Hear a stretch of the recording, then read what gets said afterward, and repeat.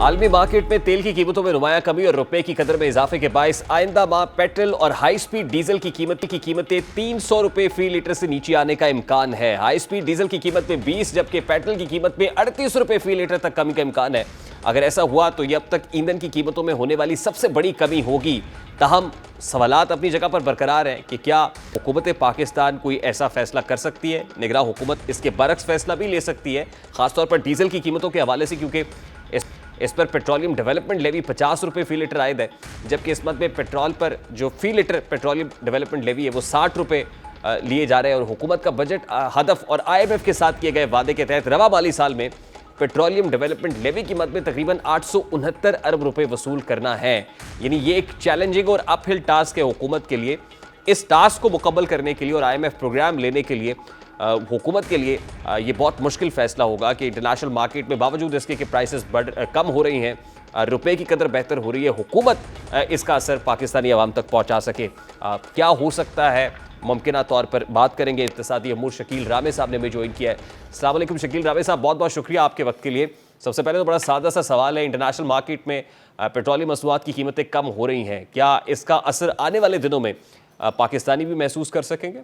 देखिए, हमारा जो अभी तो खैर इतनी कीमतें कभी गिरने का बात नहीं हो रही। अभी तो ये शुरू चल रही थी बात कि शायद कीमतें बढ़े, मगर जो कि हमारी लोकल मार्केट पे असर होने का इस पे डिपेंड करता है कि हम टैक्स कितना कम करते हैं पेट्रोल की प्रोडक्ट्स पे। क्योंकि इस वक्त हम देखें तो हमने हैविली यानी कि टैक्स किया हुआ है इस पे अपनी पेट्रोल की मसनूआत पे, क्योंकि हमें बहुत से एप्लीकेशंस पूरी करनी है। जिस IMF हमें कह रही है कि अपना टैक्स रेवेन्यू बढ़ाओ और इस तरह के रेवेन्यू बढ़ाओ, तो हमारे पास बहुत कम एवेन्यू है जिनसे हम टैक्स कलेक्शन को बढ़ा सकते हैं।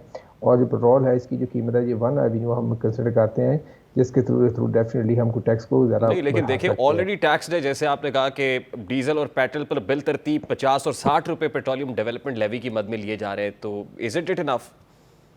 वही तो मैं बात कह रहा हूँ। आप अगर देखें ना, अगर हमें IMF का नया प्रोग्राम लेना है तो उसके तो मुताबिक तो आपको वो उसके टारगेट को मीट करना पड़ेंगे।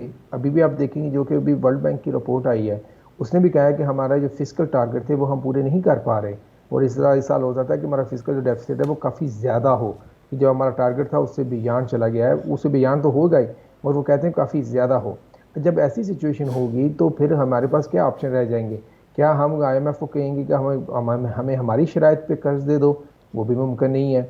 जहाँ हमें रिलीफ मिल सकता है वो दो चीज़ें हैं। एक तो यह है कि डॉलर की प्राइस जो है वो नीचे आए, जो कि अब डॉलर का जो रेट है ये कंट्रोल हो, एक्सचेंज रेट। नंबर 1। नंबर 2, हमारे मुल्क में इतनी ज़्यादा इन्वेस्टमेंट हो कि हमारे यानी कि जो हमारा फंड रिजर्व है वो उसमें थोड़ी सी आपको उनकी जान नज़र आनी चाहिए और आपकी इंडस्ट्री जो है चलती हुई नज़र आनी चाहिए। अगर ये दो चीज़ें हो सकती हैं तो हम अपनी यानी कि रिलीफ आवाम तक पहुँच सकते हैं। ये तो फौरी तौर पर होता हुआ नजर नहीं आ रहा। तो अगर हो भी जाए तो शॉर्ट टर्म में हमें रिलीफ नज़र नहीं आ रहा, क्योंकि शॉर्ट टर्म में हमारे फाइनेंशियल क्राइसिस जो है काफ़ी गंभीर है। अभी देखें 2000 की यानी कि अभी जो ख़त्म हुआ 2023, तो दिसंबर तक हमें 10.6 बिलियन US डॉलर मेरा ख्याल कहता है हमें कर्ज में पे बैक करना है। अब वो कहाँ से आएगा? उसमें कुछ तो हम उम्मीद लगा रखी है कि शायद रोल ओवर हो जाए, कुछ हम कहते हैं कि शायद हमें और अपने दोस्त ममालिक से मिल जाए। अभी ये उम्मीदें हैं, मगर जब हार्ड रियलिटी देखें तो हमें भी नज़र नहीं आ रहा कि हमारे ये पैसे हम कहाँ से लेंगे। अब इस सिनेरियो में तो हमारे पास क्या बचता है कि हमें तो फिर कर्ज लेना पड़ेगा। अब कर्ज लेने पे बढ़ जाएंगे तो फिर अगर हम IMF और वर्ल्ड बैंक की तरफ जाएंगे तो वो अपनी शराइत के साथ आएंगे। दोस्त ममालिक जो हैं वो ऑलरेडी हम उनको इतना सैचुरेट कर चुके हैं कि हम मजीद उनको कह नहीं सकते। देखिए, आप ये जो साइज जब रिलीफ की बात करते हैं या इस तरह की बात करते हैं तो हमें एक चीज़ करनी चाहिए कि जिस पे अभी भी हमारी बातें ज़्यादा हैं, प्रैक्टिकल एक्शन कम है। हमें अपनी इकानमी को रिवाइव करना है। अगर जब तक हम इकोनॉमिक में यानी एक्टिविटीज़ को रीजनरेट नहीं करते, एग्रीकल्चर हो जाए या इंडस्ट्री हो जाए या माइनिंग हो जाए या IT कोई भी बातें, हम पोटेंशियल तो कहते हैं बड़ा पोटेंशियल है भाई, उस पोटेंशियल का क्या फ़ायदा जिसको आप एक्सप्लॉइट नहीं कर रहे। अब SIFC बनाई थी कि हम इस पोटेंशियल को एक्सप्लॉइट करेंगे, मगर आपने फिर वो ब्यूरोक्रेट्स के हवाले कर दी। ब्यूरोक्रेट्स तो माहिर होते हैं चीज़ों को एक तरफ से दूसरी तरफ घुमाने के। अब हमें अपने एक्शंस को ऐसे लेने चाहिए कि जो इमीडिएटली हमारी इकानमी में एक्टिविटी प्रोड्यूस करे, पैदा करे। जब इकानमी में एक्टिविटीज़ होंगी तो आप रिलीफ की बात कर सकते हैं, अदरवाइज ये सारी शॉर्ट टर्म बातें हैं। आपको नहीं लगता कि इकोनॉमिक एक्टिविटी तो आने वाले दिनों में स्लो डाउन हो जाएगी, खास तौर पे जो मशरिक वस्ता के अंदर इस वक्त क्राइसिस चल रहा है यूक्रेन रशिया के बाद? तो कैसे देखते हैं मकामी तौर पे हमारी जो इकोनॉमिक स्लो डाउन है उसके कोई खदशात हैं? देखिए, ये तो डिपेंड करेगा कि ये कहाँ तक फैलता है ये वाला जो क्राइसिस है।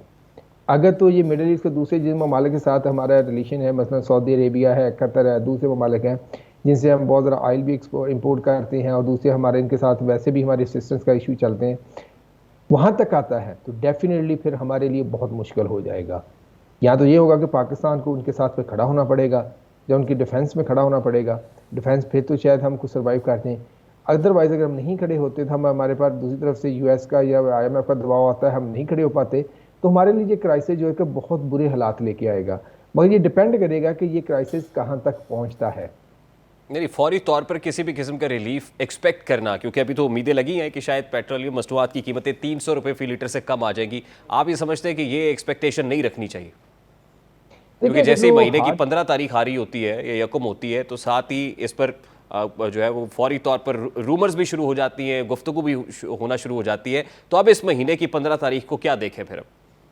देखें, अगर तो हम रियलिस्टिक होकर बात सोचें, अगर गवर्नमेंट को प्रेशराइज कर लिया जाए कि जनाब वो कीमतें कम करे, कर दे, एट दी एंड फिर दोबारा जब कर्ज बढ़ेगा, सारा कुछ प्रॉब्लम क्रिएट होंगे, तो दोबारा गवर्नमेंट ने आपसे ही निकालना है।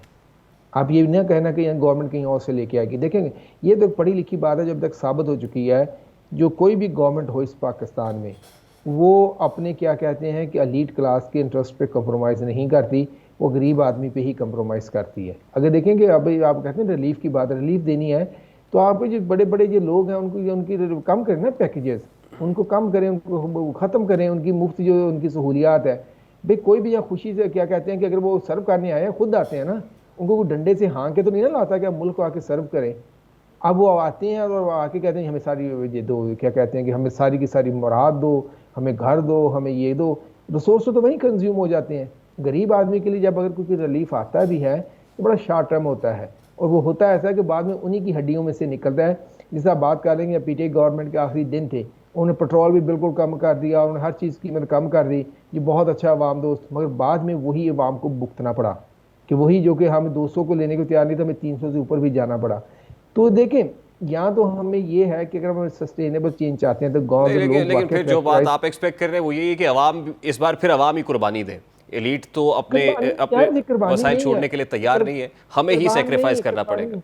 ये कुर्बानी नहीं है, ये आप पे इम्पोज कर दी गई है कि जिसको आप कह दिया था आप कुर्बानी दें, और हम हंसे खुद कहते पर नहीं हम कितनी बड़ी कुर्बानी दे रहे हैं इस मुल्क के लिए।